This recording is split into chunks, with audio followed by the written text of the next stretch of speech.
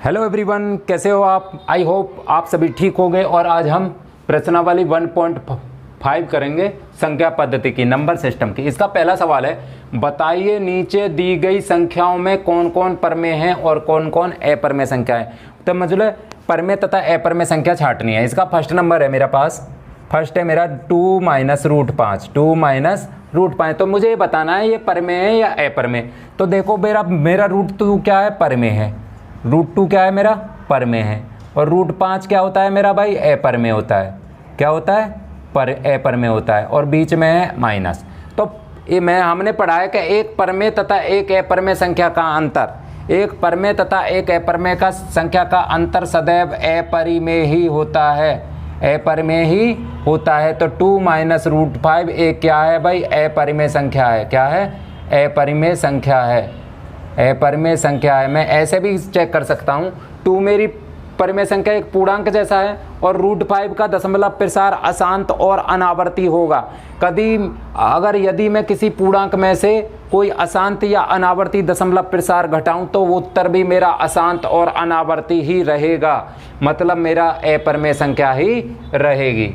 इसका दूसरा नंबर सवाल है भाई मेरा, दूसरा है मेरे पास 3 + √23 ब्रैकेट बंद -√23, √23। तो सबसे पहले मुझे ब्रैकेट, आगे भी कोई एक पद दिख रहा है तो मैं सबसे पहले ब्रैकेट खोल देता हूँ।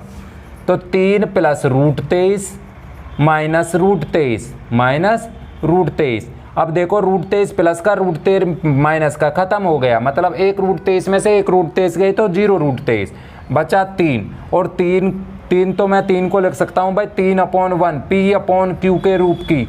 और Q मेरा 0 नहीं है, मतलब एक परमेय संख्या है। क्या है भाई, परमेय संख्या। तो 3 + √3 और 3 - √3 क्या है भाई, एक परमेय संख्या है, परमेय संख्या है। ऐसे सवालों का उत्तर जब ही देना जब उसको सरल कर लो, सरल कर लो। अगला सवाल तीसरा नंबर है मेरे पास,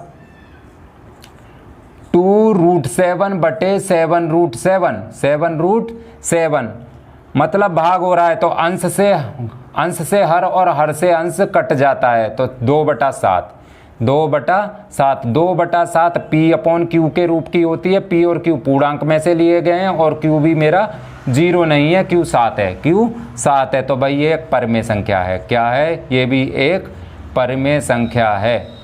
तो 2/√7, 2 - √7 कैसी संख्या है भाई, एक परमेय संख्या है, परमेय संख्या है। अगला है चौथा नंबर 1/√2, 1/√2। तो इसमें तो मैं कुछ काट नहीं सकता और ना इसको मैं सरल कर सकता हूँ। वैसे मुझे ऐसा दिख रहा है, ऊपर 1 होता है वो एक परमेय संख्या है ऊपर वाली, और नीचे वाली एक अपरमेय संख्या है। क्या है भाई, एक अपरमेय संख्या है।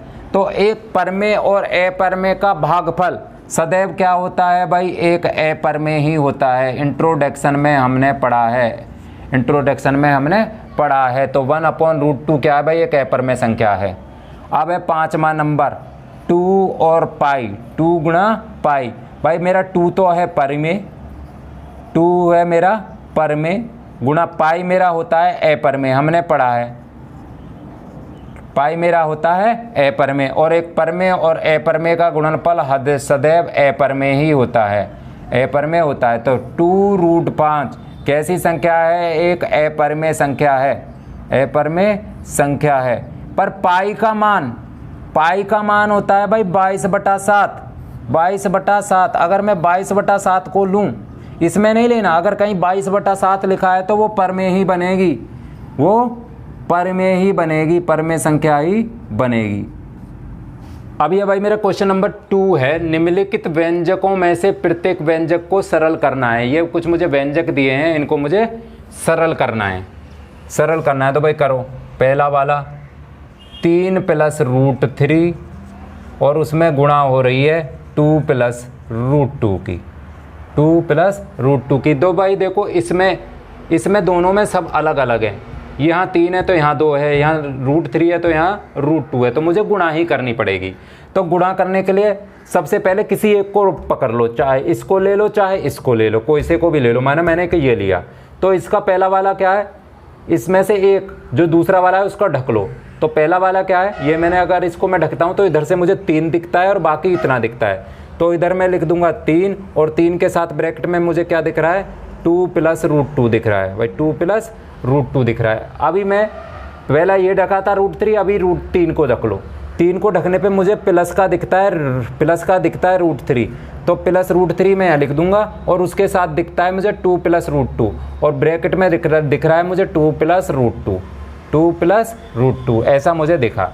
अब भाई इस 3 की गुणा 2 में भी हो रही है और 3 की गुणा √2 में भी हो रही है, तो ये बनना है भाई 3 × 2, 3 × 2 प्लस का निशान 3 × √2, 3 × √2 ऐसे बना भाई ये प्लस, ये वाला प्लस, ये बना भाई √3 × 2, √3 × 2, फिर ये प्लस √3 × √2, √3 × √2, क्योंकि √3 की गुणा 2 में भी और √3 की गुणा √2 में भी। देखो 3 दूनी 6 प्लस 3 √2, 3 की गुणा √2 में करी तो 3 √2, 3 √2 प्लस 2 की गुणा √3 में करी तो 2 √3 संख्या को पहले लिख देते हैं। अब √3 की √2 में करी, √3 की √2 में करी, मतलब अलग अलग है मेरे पास, ऐसे है √a गुणा √b, √a गुणा √b मैं उसको ऐसे लिख सकता हूँ √ab, रूट के अंदर दोनों को ले सकता हूँ मैं, रूट के अंदर 3 × 2, 3 × 2, तो देखो भाई ये 6 प्लस 3 √2 प्लस 2 √3 प्लस 3 दूनी 6 √6। अभी ये भाई समान तो है नहीं, यहाँ पे √3 वाला है, यहाँ पे √2 वाला है। अगर √2 वाला होता तो जोड़ सकते थे, √3 वाला होता तो जोड़ सकते, इसका मैं कुछ नहीं कर सकता हूँ। ये हो गया मेरा सरल। भाई इसका है दूसरा नंबर है मेरा 3 + √3 और 3 - √3, 3 - √3। यहाँ भी 3 दिख रहा है मुझे, यहाँ भी 3 दिख रहा है, यहाँ भी √3 दिख रहा है मुझे, यहाँ भी √3 दिख रहा है। तो कैसा फॉर्मेट दिख रहा है मुझे, ऐसा दिख रहा है a + b × a - b, दोनों में a है, a की जगह 3 है और b दूसरी साइड में b है, b की जगह √3 है और एक में प्लस है एक में माइनस है, तो इसकी जगह मैं क्या लिख सकता हूँ भाई a² - b², ये एक फॉर्मूला होता है, वो लिख सकता हूँ।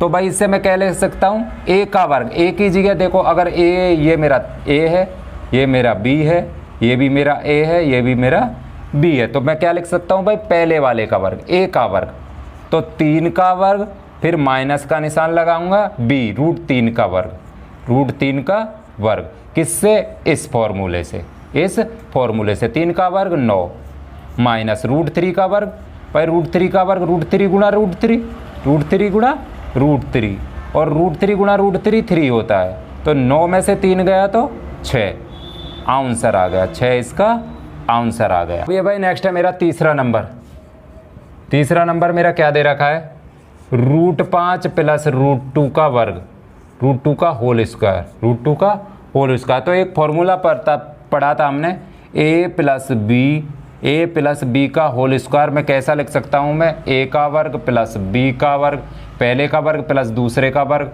दोनों की गुणा का दूना, 2ab, a और b की गुणा उसके साथ 2, तो भाई यहाँ a की जगह मेरा देखो ये a है, ये मेरा b दिख रहा है, बीच में प्लस है, तो a बराबर 5 है, तो a की जगह क्या है 5, तो √5 का वर्ग,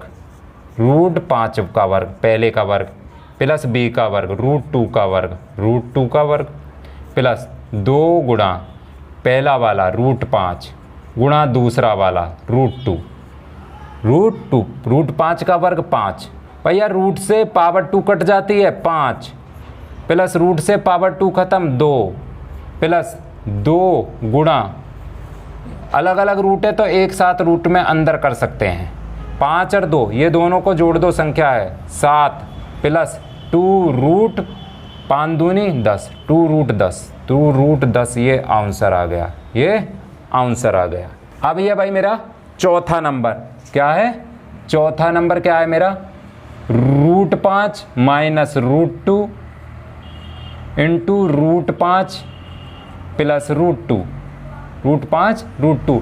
भाई यहाँ भी √5, यहाँ भी √5, यहाँ भी √2, यहाँ भी √2, एक में प्लस एक में माइनस। तो फॉर्मूला मेरा बनना है, कौन सा फॉर्मूला? ऐसा बनना है a + b × a - b बराबर लिख सकता हूँ a² - b²। अब इसमें बोलोगे सर माइनस वाला तो इसमें पहले है, तो भैया गुणा के केस में मैं चाहे 3 की 4 में गुणा करूं जब भी 12 आएगा, या 4 की मैं 3 में करूं जब भी 12 आएगा, तो गुणा के केस में क्रम चेंज हो जाते हैं, उससे कोई फर्क नहीं पड़ता है। तो ये मेरा a, ये मेरा b, तो ये क्या लिख सकता हूं मैं? पहले का वर्ग इंटू दूसरे का वर्ग, मतलब √5 का वर्ग माइनस √2 का वर्ग, √2 का वर्ग। भैया रूट से तो पावर कट जाती है, 5 - 2, 5 में से 2 गए तो 3 हो गया, इसका आंसर हो गया। अभी भाई मैं नेक्स्ट है मेरा क्वेश्चन नंबर 3। आपको याद होगा कि पाई को वृत्त की परिधि माना है c तथा व्यास को माना है d के अनुपात में परिभाषित किया गया है। मतलब पाई बराबर c/d, अनुपात का मतलब बटे में c/d में पाई को परिभाषित करते हैं। पाई बराबर c/d है। इस तथ्य का अंतर्विरोध करता हुआ प्रतीत होता है कि पाई एक अपरिमेय संख्या है। तो देखो पाई को तो हम जानते हैं कि पाई एक अपरिमेय संख्या होती है। तो देखो वृत्त क्या होता है, सबसे पहले समझने की कोशिश करते हैं। ये मेरा वृत्त है, क्या है भाई? वृत्त। वृत्त का एक सेंटर होता है, क्या होता है? सेंटर। सेंटर से ये वृत्त के चारों तरफ की जो दूरी है इसको बोलते हैं मैं परिधि। क्या बोलते हैं? परिधि, परिधि बोलते हैं। ये मेरा केंद्र है, सेंटर, केंद्र। केंद्र से परिधि तक जाने वाली दूरी को हम बोलते हैं त्रिज्या। क्या बोलते हैं? त्रिज्या। और परिधि से परिधि तक जाने वाली ऐसी रेखा जो सेंटर से होकर गुजरे, जो केंद्र से होकर गुजरे, वो कहलाती है भाई व्यास। क्या कहलाती है? व्यास कहलाती है। क्या कहलाती है? व्यास। तो यहाँ मैं देख रहा हूँ त्रिज्या जो व्यास की आधी होती है, त्रिज्या व्यास की आधी होती है। तो भाई हमें एक सूत्र पता है, वृत्त की परिधि कितनी होती है भाई? वृत्त की परिधि का एक सूत्र होता है, परिधि होती है 2πr। और भाई वृत्त की परिधि क्या दे रखी है? c दे रखी है। और पाई गुणा 2r लिख लेता हूं मैं। r क्या है यहाँ पे? r क्या है? त्रिज्या। क्या है? r क्या है? त्रिज्या। और व्यास कितना होता है भाई मेरा? व्यास बराबर होता है 2 गुणा त्रिज्या। 2 गुणा त्रिज्या, त्रिज्या का 2 गुना होता है व्यास। तो 2r, 2 गुणा r, 2r की जगह मैं d लिख सकता हूँ, व्यास अगर d है तो c बराबर पाई गुणा d, और पाई हो जाता है मेरा c/d, जो सवाल में दिया हुआ है, पाई बराबर c/d। तो ये तो मुझे पता है पाई क्या होता है भाई? अपरिमेय है। क्या है? अपरिमेय। अब अगर मैं c/d को देखता हूँ, तो देखो ये मुझे p/q के रूप के जैसी दिखने की कोशिश करती है, p/q के रूप के जैसी दिखने की कोशिश करती है। तो मुझे एक विरोध होने लगता है कि मुझे एक विरोधाभास सा होता है कि ये c/d p/q के रूप के, तो ये परिमेय संख्या हो सकती है, परिमेय संख्या हो सकती है, जबकि पाई तो अपरिमेय है। तो ये चीज़ का विरोधाभास प्रतीत हो रहा है कि ये पाई क्या है? एक अपरिमेय संख्या है। यहाँ से तो मुझे परिमेय होता दिख रहा है, परिमेय होता दिख रहा है। तो रीजन क्या है भाई? ये क्या है? मेरी परिधि है। अगर देखो ये परिधि है, अगर इस परिधि को मैं किसी भी स्केल से नापूं, इस दूरी को मैं किसी भी स्केल से नापूं, तो मैं इसका बेस्ट क्लोज सैनिकट मान प्राप्त कर सकता हूं। इसको बिल्कुल एग्जैक्ट नहीं नाप सकता, क्योंकि कोई भी स्केल की अपनी एक त्रुटि होती है। कोई भी स्केल किसी भी दूरी को कितना ही शुद्ध नाप ले, उस स्केल की कुछ ना कुछ त्रुटि रह ही जाती है, कुछ ना कुछ एरर हो ही जाता है, चाहे 0.0001 का ही एरर क्यों ना हो, 0.001 का एरर क्यों ना हो, पर एरर आएगा ही आएगा। तो डी और सी को मैं किसी भी स्केल से नापूं तो मुझे नहीं पता चलेगा वो पॉइंट में आएगी या पूर्णांक में आएगी, मतलब परिमेय संख्या होगी या अपरिमेय संख्या होगी। तो क्या है भाई? सी और डी को किसी भी स्केल से नापने पर, किसी भी स्केल से नापने पर हमें केवल नज़दीकी मान प्राप्त होते हैं, केवल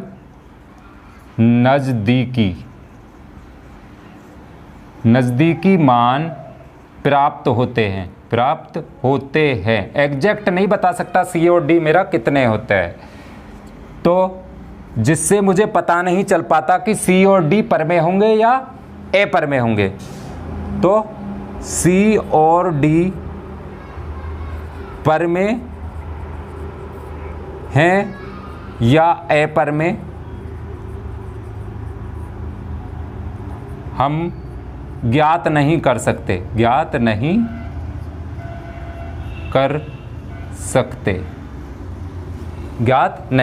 जब ये सी का मुझे पता नहीं चलेगा कि ये पर में है या ए पर में है, तो ये मुझे चाहे पी अपॉन क्यू के रूप की दिखे, तो पाई तो एक ए पर में ही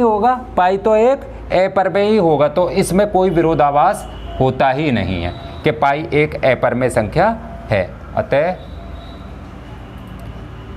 पाई ए पर में संख्या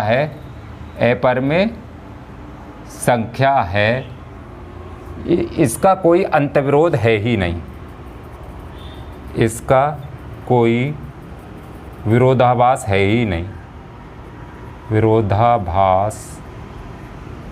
ही नहीं, ये एग्जाम पॉइंट ऑफ व्यू की तरफ से नहीं है, बस ये हमको समझना है।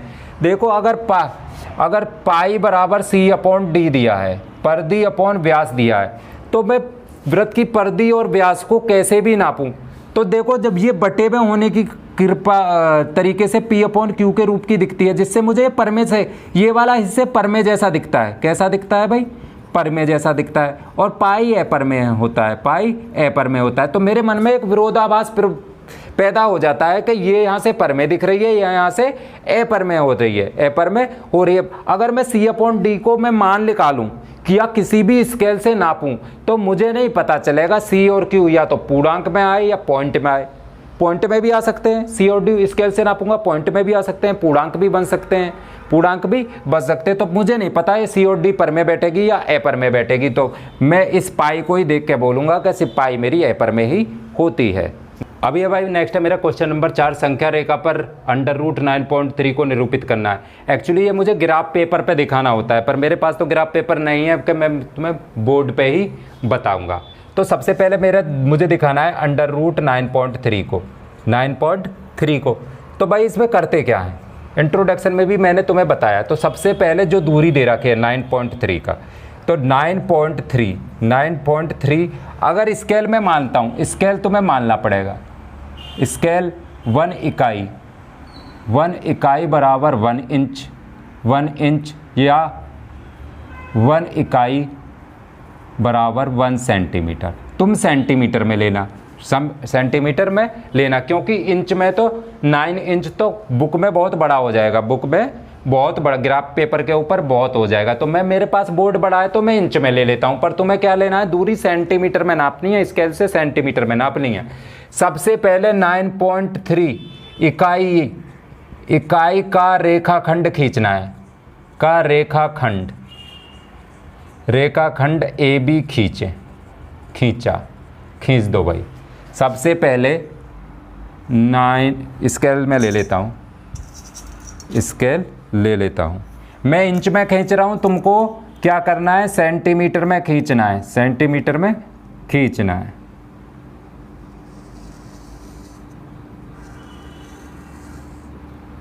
ये 9 इंच की मैंने एक रेखाखंड खींच लिया, एक ए बी। ये मेरा कितना है, 9.3 का, कितना है, 9.3 का खींचा है भाई, एक रेखाखंड मैंने खींच लिया। तुमको सेंटीमीटर में खींचना है ऐसे।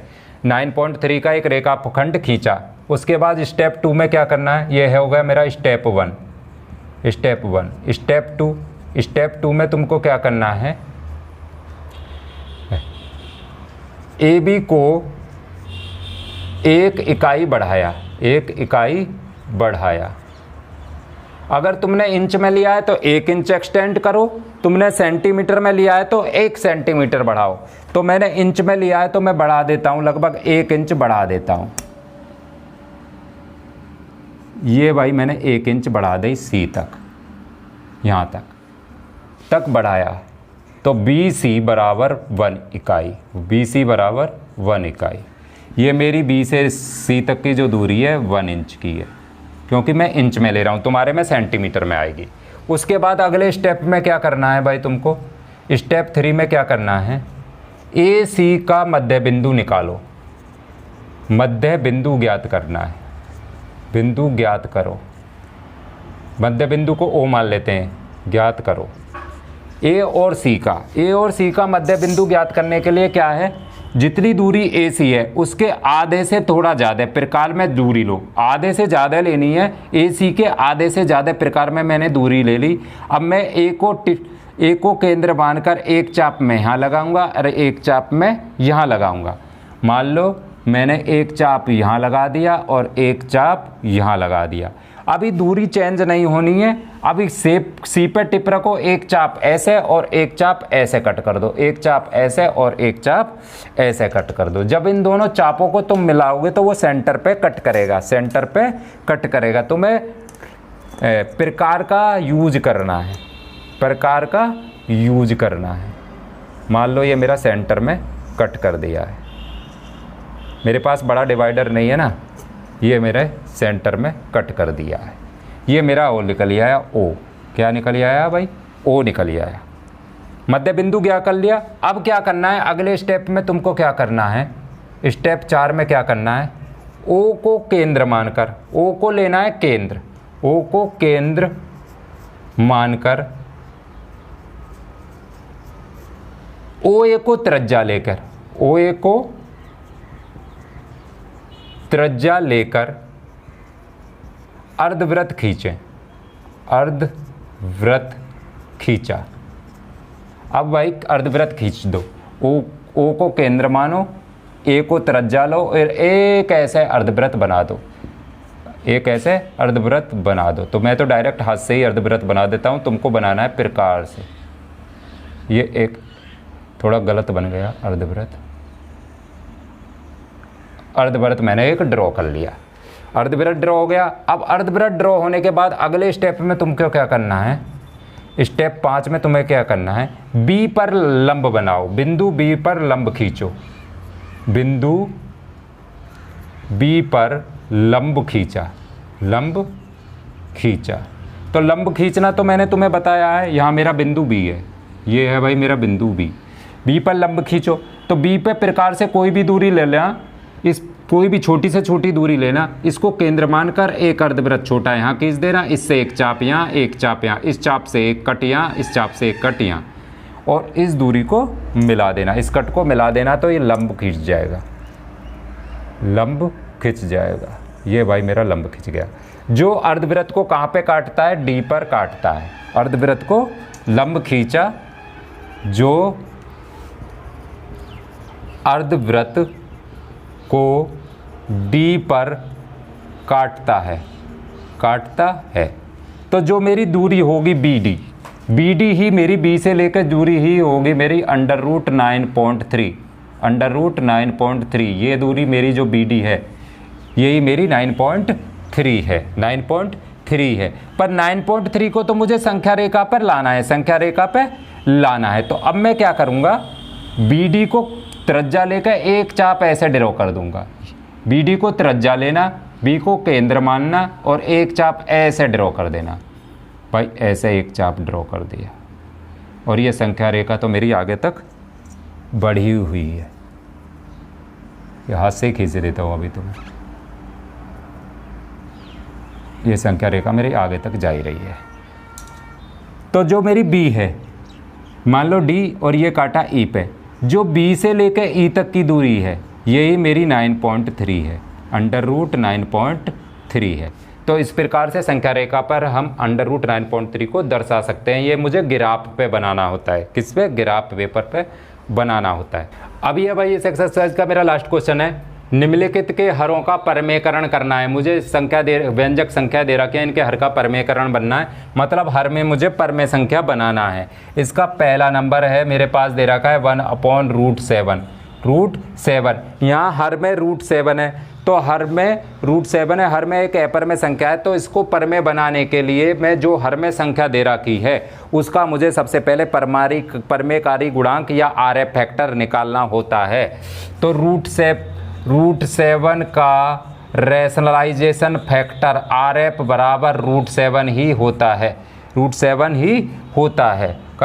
√7 का RF √7 से ऊपर अंश और हर में गुणा करने पर, √7 से अंश और हर में गुणा करने पर, अंश और हर में गुणा करने पर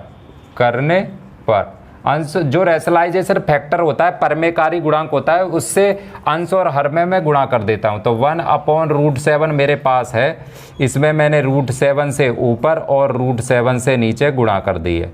अब गुणा के केस में अंश की अंश के साथ, हर की हर के साथ, 1 गुणा √7 बटे √7 गुणा √7, √7 गुणा √7। 1 की तो मैं किसी में भी गुणा करूं √7 और √7 की √7 में गुणा करी तो 7, हर में मेरी परमेय संख्या बन गई। तो ये हो गया इसके हर का परमेयकरण हो गया। अभी भी है भाई मेरा दूसरा नंबर, क्या है मेरा दूसरा नंबर है मेरा 1/√7 माइनस √6।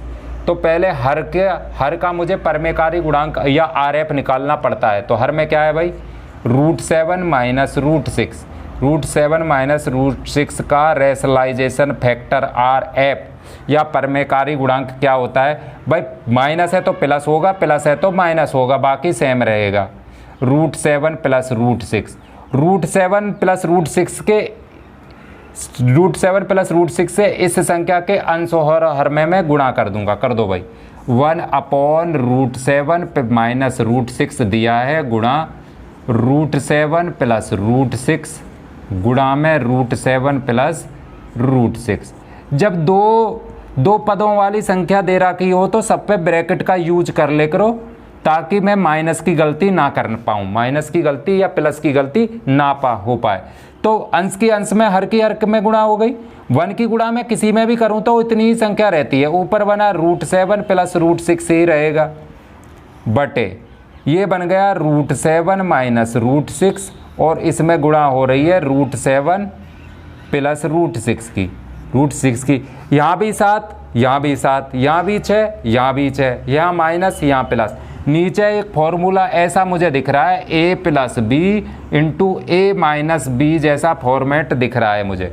a की जगह √7 है, b की जगह √6 है, a की जगह √7 है, b की जगह √6 है, दोनों में सेम है, एक में प्लस है एक में माइनस है। तो इसकी जगह मैं ऐसा लिख सकता हूँ, पहले का वर्ग माइनस दूसरे का वर्ग, माइनस a का वर्ग माइनस b का वर्ग लिख सकता हूँ। तो ऊपर मेरा है √7 प्लस √6 और नीचे पहले वाले का वर्ग √7 का वर्ग और माइनस b का वर्ग √6 का वर्ग, ये कितना बना, ऊपर तो इतना ही रहा √7 प्लस √6, √7 का वर्ग 7, भाई वर्ग में अंडर रूट हट जाता है, वर्ग से अंडर रूट खत्म हो जाता है, माइनस 6, ये कितना बना भाई √7 प्लस √6 बटे 7 में से 6 गया तो 1।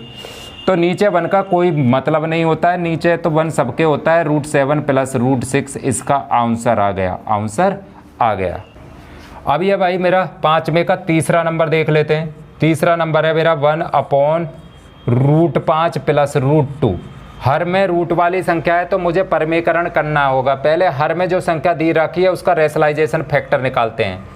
√5 प्लस √2 का RF रैशनलाइजेशन फैक्टर या परमेयकारी गुणांक कितना होगा, प्लस की का माइनस हो जाता है, √5 माइनस √2, √5 माइनस √2। इस √5 माइनस √2 से इस संख्या के अंश और हर में गुणा करने पर कर दो भाई, 1/√5 प्लस √2 गुणा किससे करनी है, √5 माइनस √2 बटे √5 माइनस √2 से ऊपर नीचे दोनों में गुणा करनी है। क्या यहाँ प्लस दो दो पद हैं तो सबको ब्रैकेट में लिख ले करो, सबको ब्रैकेट में यूज करना ताकि माइनस की गलती ना हो। 1 की तो मैं किसी भी इस पूरे में करूँ तो 1 की तो मैं किसी में गुणा करूँ, जो ऊपर दिखता है वो सेम ही रहेगा, √5 माइनस √2 बटे नीचे बन गया √5 प्लस √2 इंटू √5 माइनस √2, √5 माइनस √2। नीचे मुझे फॉर्मूला कैसा दिख रहा है, मुझे ऐसा दिख रहा है भाई, A plus B into A minus B बराबर A square minus B square type दिख रहा है। तो इन दोनों की जगह मैं ऐसा लिख सकता हूँ, लिख दो, इधर लिख देता हूँ भाई मैं। ये बन गया मेरा, ऊपर तो बना √5 माइनस √2 और हर में बन गया √5 का वर्ग, मतलब a का वर्ग। a की जगह मेरा √5 है अभी, माइनस √2 का वर्ग, माइनस √2 का वर्ग। रूट वाली संख्या से वर्ग से तो रूट हट जाता है।